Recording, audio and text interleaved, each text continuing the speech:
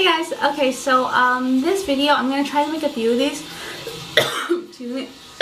Sorry. It's gonna be showing the benefits of certain products. I know, everyone's trying to save money these days, and there are certain products that you can use for so many different things. And the first one I'm gonna start off is loose powder. In class, I really learned so many things you can use with loose powder, and it can really help your makeup application. And so this is from Marcel. This is their face powder. It's a translucent one. Marcel is a Canadian company, but I'm sure you can use any loose powder. You can get the one that is your color. I just prefer translucent just because you can use it for a lot of different things. And this is a really big bottle, and it didn't cost too much. It cost close to the CoverGirl one, but this one's a lot better. So the first thing people think of when using a loose powder, of course, is setting your foundation or concealer. It's really important to set everything you do with powder kind of thing, especially your foundation, because then it's just going to slide off or melt off and there's really no point in wearing it. So loose powder is great for setting it, especially when using a powder brush or a powder puff. And the way I set it is by pressing and rolling. So I go like that, not fluffing it on, because then it doesn't really press into it and really set it. So I really recommend doing kind of like a pat and roll motion. You can do the same with powder puffs or sponges. And yeah, so that's the first thing you think of. Also, a great thing about loose powder is that you can set your eyes with them. If you don't have a primer, you can always use concealer, but yet concealer can still make your eyeshadows crease, so I suggest setting it with a loose powder. It works the same as setting your foundation. You can use an eyeshadow, but just use translucent loose powder will not alter the color of your eyeshadows.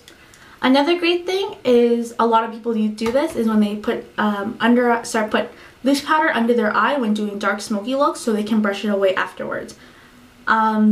This is great if you do your foundation first and decide to do a dark smoky look. You just pat a chunk of loose powder underneath, make it like, don't set it in, just have it like lying on your face. After you're done, you'll see the black fallouts on it, and just take your powder brush and just brush it off. Or you can do what I do, is sometimes I forget to put loose powder under there. So I take the loose powder with a smaller kind of powder brush and just kind of take it to brush it away. Doesn't work as best as when putting it under, but it also works out too. Another great thing for using it is that these are great for blending for anything really. Eyeshadows, say you have a harsh line and you don't have an eyeshadow that you can use to buff it out without adding a certain color to it, because when doing a certain look, I don't want to have to add colors I don't need. So using a translucent powder can blend out the color and also not add anything to it because it's translucent. So that's a really great thing. Also, it's great for blending out blush or bronzer. So what you want to do is that sometimes when you apply a blush or a bronzer, you can see it looks kind of streaky. Best thing is to do is to, say if you have a blush.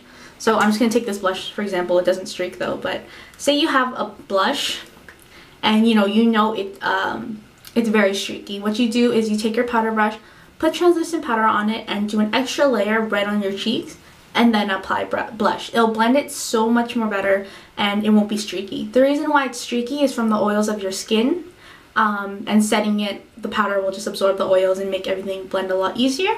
Same thing goes for bronzer. If you feel like your bronzer is too streaky, place the powder on the places you'll be putting on bronzer.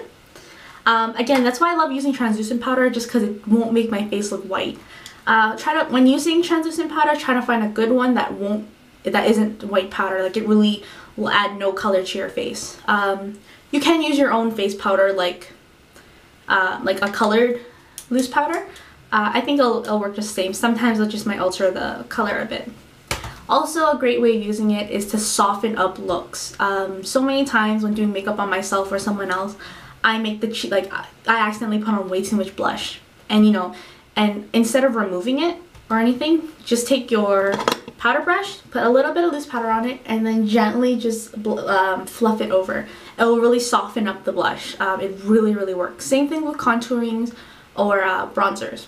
And you can also do this with eyeshadow, with taking a smaller eyeshadow brush, like a fluffy one that doesn't densely pack it. Just slightly fluff it with loose powder, and you can just brush it over the eyeshadows. I've done that when I've made looks way too bright and I really want to soften it up.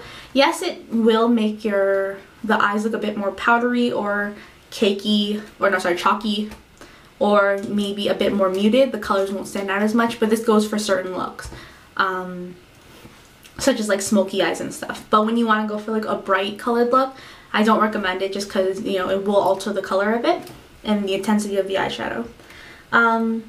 So yeah, those are pretty much the things you can do with loose powder. There's so many things and I really like it. I prefer loose powder now to pressed powders. Pressed powders I only use when going out, when putting in my purse.